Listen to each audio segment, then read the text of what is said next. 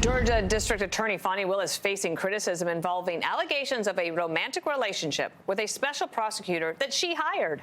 Tomorrow, a judge will hear a motion calling for communication between Willis and the federal government to be released. Steve Harrigan is live in Atlanta with the latest on that legal turmoil there. Steve. Dana, this is a whole nother area of inquiry being opened up as criticism continues to mount against the DA and the prosecutor she hired. Already, the total for travel for Nathan Wade, that prosecutor, for 2 months in 2022 is more than $6,000. Some of those travel bills include plane tickets he purchased for himself and his boss at the time, DA Fani Willis, plane tickets to Miami as well as San Francisco. Now questions about potential White House involvement in this prosecution. Defense attorneys want to know about the meetings between Wade and the White House counsel, whether he was given guidance on how to prosecute President Trump.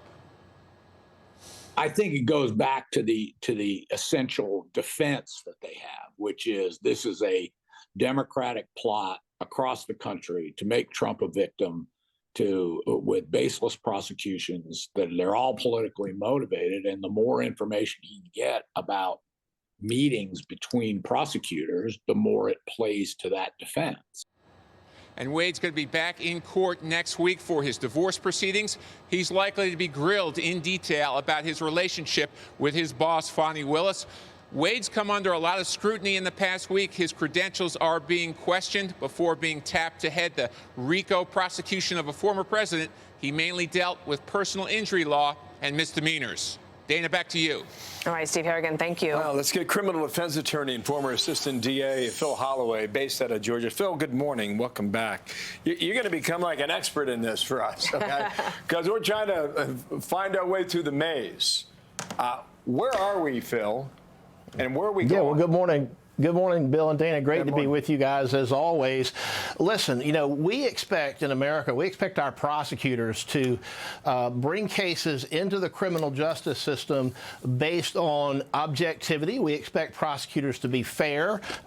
Fundamental fairness is what is at the heart of substantive due process under both the Georgia and the federal Constitution. So this is why how a DA spends her money is important. As we know, Georgia is now the Georgia Senate, at least, is going to be looking into these things, how this money is spent, because as you heard Danny Porter in the reporter package just a moment ago say, this is all relevant to the motive that she has in bringing this prosecution. If she's bringing this prosecution because she wants to advance a personal political agenda, that could be argued to be fundamentally unfair. If she's bringing this prosecution to enrich herself personally by virtue of having vacations paid for, if she has a financial interest in the mere existence of this case and certainly in the continuation of this case because she's steering allegedly money to her alleged lover, who is the special prosecutor who allegedly got a no-bid contract and is being paid way more than perhaps maybe he should be, then that could create a conflict of interest to the point that the defense can say, look, this is just fundamentally unfair and it's a violation of due process. And not only should she and her whole office be removed, they're going to say that the case should be dismissed. This is a real problem for her, guys. Prosecutors do not like to be the focus of attention, certainly not in this way. So it's going to be very interesting to see how this soap opera plays out in the days and weeks and months coming. I mean, that might have been true with prosecutors before, but even if you look at a different case up in New York, the Attorney General of New York, she very much wants to be a part of the discussion and in the media. She was in court every day for that one. And now you have this situation. You mentioned the vacations. Look at the travel spending. This is called for 3.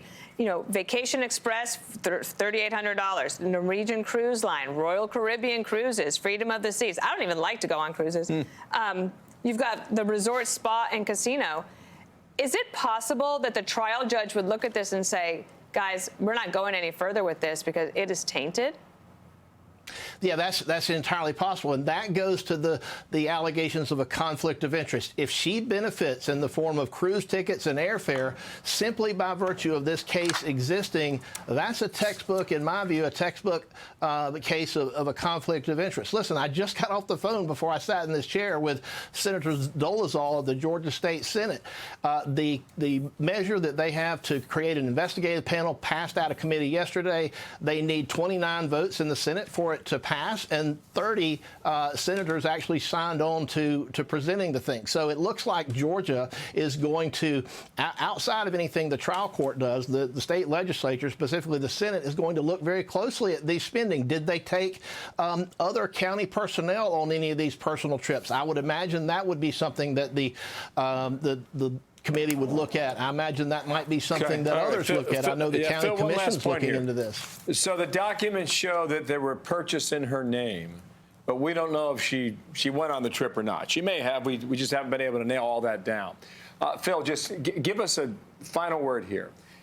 Even if this case were to fall apart in her hands because of poor judgment, would it not just be handed to another attorney and the case would continue? Yeah.